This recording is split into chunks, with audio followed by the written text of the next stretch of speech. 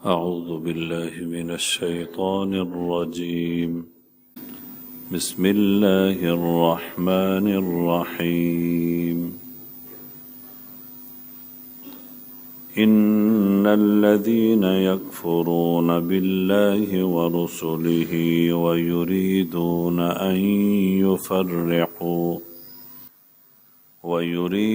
أن يفرقوا بين الله ورسله ويقولون نؤمن ببعض ونكفر ببعض ويريدون أن يتخذوا بين ذلك سبيلا.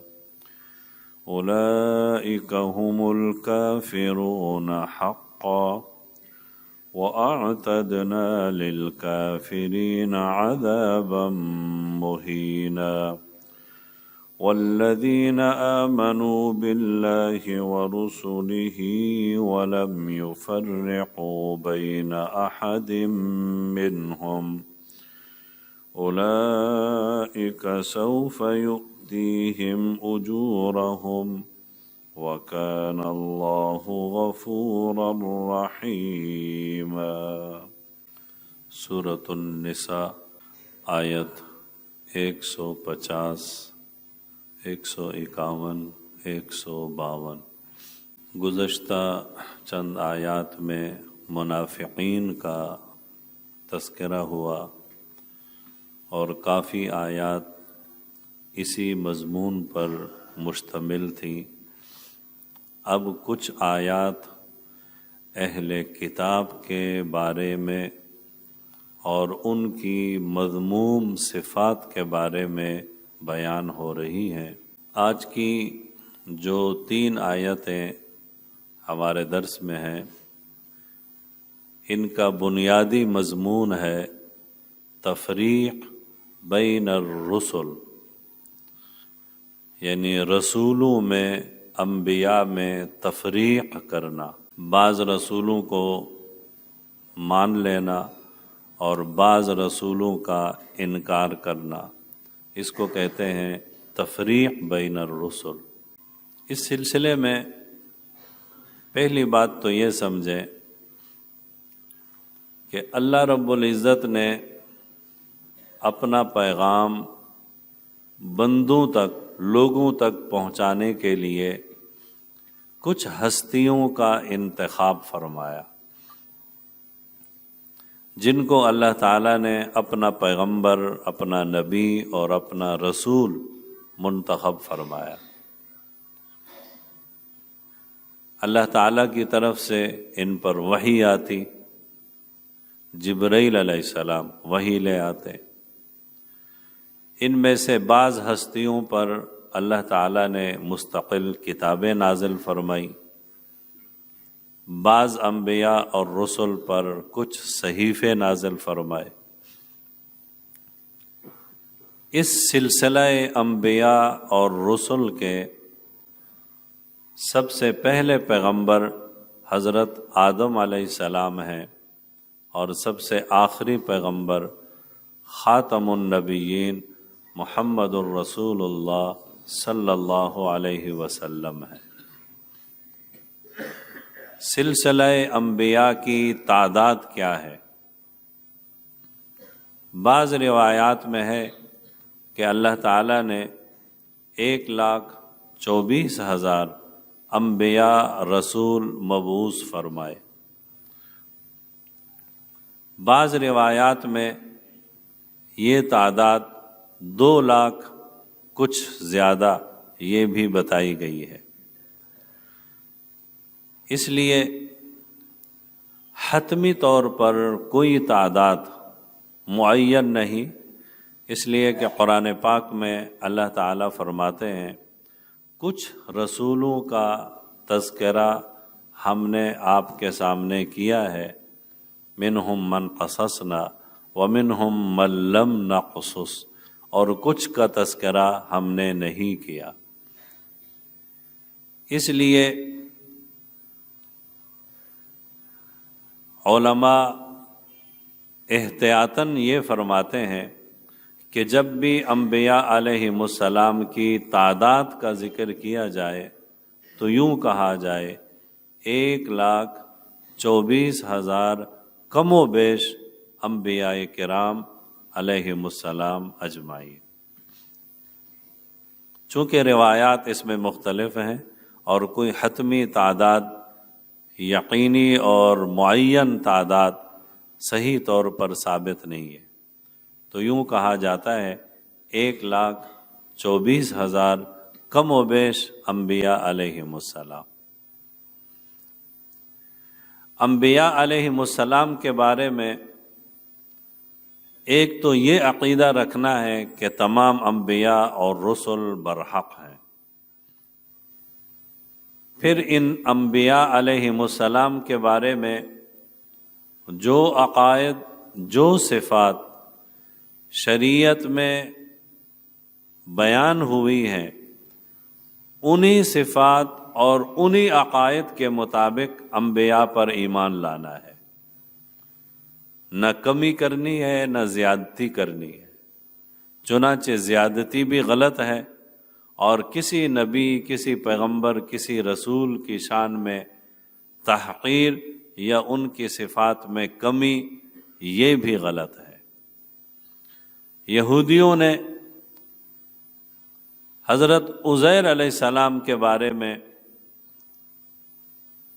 ان کی صفت اور ان کی شان سے بڑھ کر ایک عقیدہ رکھا کہ یہود کہتے ہیں عزیر ابن اللہ، کہ عزیر علیہ السلام اللہ کے بیٹے ہیں۔ قرآن کریم نے اس کی تردید فرمائی۔ عیسائیوں نے حضرت عیسیٰ بن مریم علیہ السلام، ان کے بارے میں ان کی شان اور ان کی صفت سے بڑھ کر بات کہی کہ حضرت عیسیٰ علیہ السلام اللہ تعالیٰ کے بیٹے ہیں، اور دوسرے الفاظ میں یوں سمجھیں کہ وہ دوسرے خدا ہیں۔ عیسائی 3 خداؤں کے قائل ہیں، اللہ تعالیٰ، عیسیٰ علیہ السلام اور عیسیٰ علیہ السلام کی والدہ سیدہ مریم سلام اللہ علیہا، یعنی 3 خداؤں کے قائل ہیں، جس کو کہا جاتا ہے عقیدہ تثلیث۔ ہمارے زمانے کے کچھ مبتدعین نے حضرات انبیاء بالخصوص جناب نبی کریم صلی اللہ علیہ وسلم کی شان اور صفات میں بھی ان کی شان اور صفات سے بڑھ کر بات کی کہ پیغمبر عالم الغیب ہیں، پیغمبر ہر جگہ حاضر ناظر ہیں، پیغمبر مختار کل ہیں، پیغمبر مشکل کشا ہیں، حالانکہ یہ ساری صفات اللہ تعالیٰ کی ہیں، کسی مخلوق کی نہیں ہے۔ تو اب خلاصہ یہ ہے کہ ایک تو انبیاء علیہم السلام اور رسل پر ایمان لانا ہے، نمبر 2 ایمان بھی اسی انداز سے لانا ہے جس کا شریعت نے حکم دیا ہے، نہ ان کی شان میں کمی کرنی ہے، نہ ہی ان کی شان اور صفات سے بڑھا کر ان کو خدا تعالیٰ کے رتبے اور اللہ تعالیٰ کے برابر ٹھہرانا ہے۔ یہ ہے عقیدہ نبوت اور عقیدہ رسالت۔ اب آئیے تفریق بین الرسل اس مسئلے کی طرف۔ اللہ رب العزت نے 1,24,000 کم و بیش انبیاء اور رسل مبعوث فرمائے ہیں، تو ایمان لانے کے لیے تمام انبیاء اور رسل پر ایمان لانا ضروری ہے۔ اگر بعض پیغمبروں پر ایمان لائے اور بعض کا انکار کیا تو اس کو کہتے ہیں تفریق بین الرسل۔ یہ ایمان نہیں ہے، یہ ایمان سے ہٹ کر ہے، یعنی کفر ہے۔ حضرت شاہ ولی اللہ رحمۃ اللہ علیہ نے لکھا ہے کہ رسول بھیجنا یہ اللہ تعالیٰ کی ایک صفت ہے، ارسال رسل، رسولوں کو مبعوث کرنا، رسولوں کو منتخب کرنا اللہ تعالیٰ کی ایک صفت ہے۔ اللہ تعالیٰ قرآن کریم میں مختلف مقامات پر فرماتے ہیں وما ارسلنا ولقد ارسلنا، یعنی ہم نے رسول بھیجے، ہم نے رسول مبعوث کیے، وما نرسل المرسلین، مطلب یعنی رسول مبعوث کرنا اور بھیجنا یہ اللہ تعالیٰ کی صفت ہے۔ تو شاہ ولی اللہ رحمۃ اللہ علیہ فرماتے ہیں اب تمام رسولوں کا انکار کرنا یا کسی ایک رسول کا انکار کرنا یہ حقیقت میں اللہ تعالیٰ کی صفت ارسال رسل کا انکار کرنا ہے۔ تو اللہ تعالیٰ کی صفت ارسال رسل کا انکار کفر ہے اور دہریت ہے، لہذا تفریق بین الرسل یہ کفر ہو گیا۔ تفریق بین الرسل اہل کتاب میں موجود تھا، ان میں پایا جاتا تھا۔ یہودی اپنے پیغمبر حضرت موسیٰ علیہ السلام پر ایمان لاتے تھے اور ان کی کتاب تورات کو بھی مانتے تھے، اس کے علاوہ بھی چند رسولوں اور پیغمبروں کو وہ مانتے تھے، بلکہ اکثر کو مانتے تھے، لیکن کچھ پیغمبروں کا انہوں نے انکار کیا اور بعض پیغمبروں کو تو انہوں نے اپنے زمانے میں شہید بھی کیا۔ قرآن کریم اس کو بیان کرتا ہے فریقاً کذبتم، بعض فریق یعنی بعض نے تم میں سے پیغمبروں کو جھٹلایا، بعض نے تم میں سے پیغمبروں کو قتل کیا۔ تو انہوں نے بہت سارے پیغمبروں کا انکار کیا، بہت سارے پیغمبروں کو شہید کیا۔ یہودیوں نے حضرت عیسیٰ علیہ السلام کا انکار کیا، صرف انکار نہیں کیا بلکہ نعوذ باللہ ان کی گستاخی کی اور ان کی والدہ سیدہ مریم سلام اللہ علیہا پر تہمت لگائی، اور نعوذ باللہ حضرت عیسیٰ علیہ السلام کو اور ان کی والدہ کو زنا کے جرم میں کہ ان کی والدہ نے زنا کیا نعوذ باللہ، اور عیسیٰ علیہ السلام اسی سے پیدا ہوئے، یہاں تک انہوں نے حضرت عیسیٰ علیہ السلام کی گستاخی کی، ان کا انکار کیا۔ اور پھر یہی یہودی انہوں نے رسول اللہ صلی اللہ علیہ وسلم ان کی بعثت اور رسالت کا بھی انکار کیا۔ اور اہل کتاب نصارہ نے باقی پیغمبروں کو تو مانا، لیکن محمد الرسول اللہ افضل الرسل افضل الانبیاء والمرسلین خاتم النبیین صلی اللہ علیہ وسلم کی رسالت کا انکار کیا۔ اس کو کہتے ہیں تفریق بین الرسل۔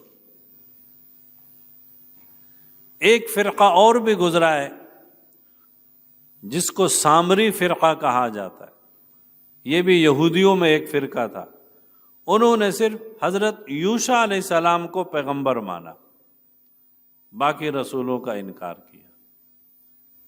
تو قرآن کریم یہ بیان کرتا ہے کہ ان الذین یکفرون باللہ ورسلہ نؤمن ببعض یریدون ان یفرقوا، یہ ان کا نظریہ ہے۔ قرآن کہتا ہے کہ یہ اہل کتاب رسولوں میں تفریق کرتے ہیں، کہتے ہیں کہ ہم بعض پر ایمان لاتے ہیں، بعض پر ایمان نہیں لاتے۔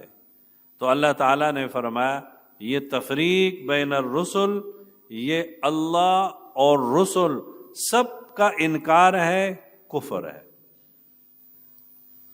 اور جیسا کہ ابھی تھوڑی دیر پہلے ذکر کیا کہ تمام انبیاء پر ایمان لانا اور تمام انبیاء اور رسولوں کو برحق ماننا یہ ایمان ہے۔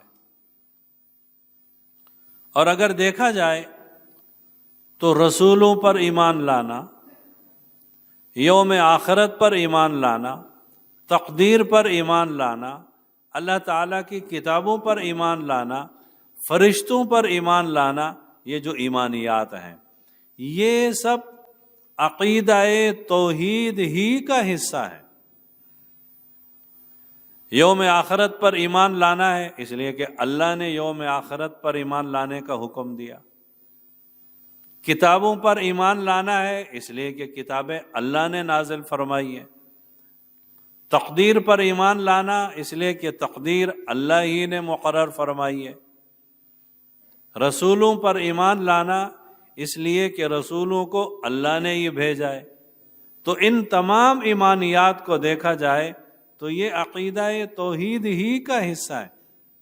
لہٰذا اگر ان ایمانیات پر ایمان نہیں لائیں گے تو عقیدہ توحید ختم۔ آگے قرآن کہتا ہے اولئک ھم الکافرون حقا، یہ یقیناً کافر ہیں، اور اللہ رب العزت نے ان کافروں کے لیے اہانت اور ذلت والا عذاب تیار کر رکھا ہے۔ تو خلاصہ یہ ہے کہ اہل کتاب تفریق بین الرسل کرنے کے باوجود اپنے آپ کو نجات والا سمجھتے تھے، ایمان والا سمجھتے تھے، جنتی سمجھتے تھے، کہتے تھے ہم تو جنت میں جائیں گے، ہمیں تو اللہ کا عذاب نہیں ہوگا، ہم تو مومن لوگ ہیں۔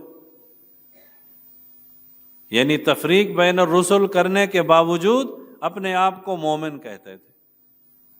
قرآن کریم نے اس عقیدے کو کفر فرمایا۔ تفریق بین الرسل کفر ہے۔ ہمارے موجودہ زمانے کے ایک مفکر صاحب اور ایک بڑے محقق صاحب، جو اپنے آپ کو بڑا محقق کہتے ہیں، بڑے مفکر کہتے ہیں، اور بڑے اپنے آپ کو مذہبی اسکالر صاحب کہتے ہیں، جاوید احمد غامدی صاحب،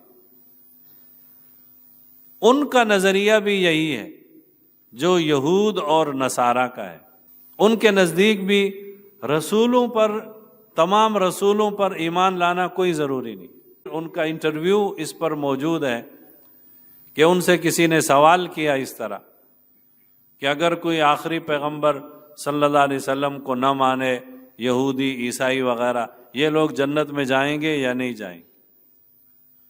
تو غامدی صاحب نے جواب میں کہا کہ جو آدمی اللہ پر، عقیدہ آخرت پر ایمان رکھتا ہو، دو باتیں ہو گئی، اللہ پر، عقیدہ آخرت پر، تیسرا نیک اعمال کرتا ہو، جرائم سے یعنی گناہوں سے اپنے آپ کو بچاتا ہو، تو یہ سب جنت میں جائیں گے۔ آگے صاحب کہتے ہیں چاہے وہ مسلمان ہوں، چاہے وہ یہودی ہوں، چاہے وہ کسی مذہب والے ہوں،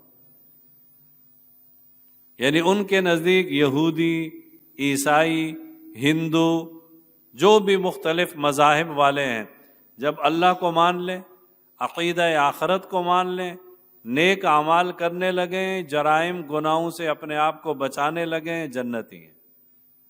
قرآن کہتا ہے اولئک ھم الکافرون حقا، یہ یقیناً کافر ہیں، اور ہم نے ان کے لیے عذابا مہینہ، ذلت والا دردناک عذاب تیار کیا ہے، اور موصوف فرماتے ہیں کہ یہ سب مومن ہیں، جنت میں جائیں گے۔ تو قرآن کریم کی آیت کے پہلے حصے اولئک ھم الکافرون، اس کا بھی انکار، اور عذابا مہینہ، اس کا بھی انکار، صاحب فرماتے ہیں کہ جنت میں جائیں گے۔ تفریق بین الرسل کو قرآن کہتا ہے کفر ہے، اور اہل کتاب یہی کرتے تھے، تفریق بین الرسل۔ لیکن غامدی صاحب کیا کہتے ہیں؟ نہیں، یہودی، عیسائی، ہندو، کوئی بھی، مسلم، غیر مسلم، کسی مذہب والے، بس اللہ پر، یوم آخرت پر ایمان لائیں، اچھے اعمال کریں، برائیوں سے بچیں، جنت۔ انہوں نے تو جنت جانے کا راستہ بہت آسان کر دیا۔ عجیب و غریب نظریات، عجیب و غریب۔ صاحب کہتے ہیں کہ ہندو سے نکاح یعنی غیر مسلم سے مسلم کا نکاح جائز ہے، حالانکہ قرآن کریم میں واضح تصریح ہے لا تنکحوا المشرکات حتی یؤمنن، مشرکوں سے کافروں سے نکاح نہیں ہے جب تک ایمان نہ لائیں۔ اور صاحب کیا فرماتے ہیں کہ نہیں، ہندو سے غیر مسلموں سے نکاح جائز۔ غامدی صاحب کے نزدیک گانا بجانا اور موسیقی جائز ہے، ناجائز نہیں ہے۔ اور نعوذ باللہ صاحب نے دلیل یہ پکڑی ہے کہ حضور صلی اللہ علیہ وسلم نے بھی ایک ماہر مغنیہ، گانے بجانے والی ماہر قسم کی سیدہ عائشہ رضی اللہ عنہ کے سامنے اس کا گانا سنا تھا، اور سیدہ عائشہ رضی اللہ عنہا نے آپ صلی اللہ علیہ وسلم کی موجودگی میں ان گانے بجانے والوں کا رقص دیکھا تھا۔ تو صاحب کے نزدیک گانا بجانا اور موسیقی یہ بھی جائز ہے۔ داڑھی وہ فرماتے ہیں کہ مذہب میں، دین اسلام میں داڑھی کوئی ضروری نہیں ہے۔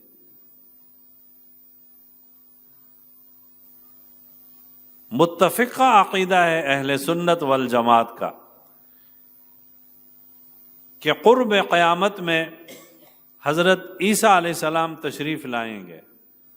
غامدی صاحب کہتے ہیں عیسیٰ علیہ السلام کا کوئی نزول نہیں ہے، ایسا نہیں ہے کہ اللہ نے کسی پیغمبر کو آسمان پہ اٹھایا ہے پھر اس کو دوبارہ واپس بھیجیں گے، ایسی کوئی بات نہیں۔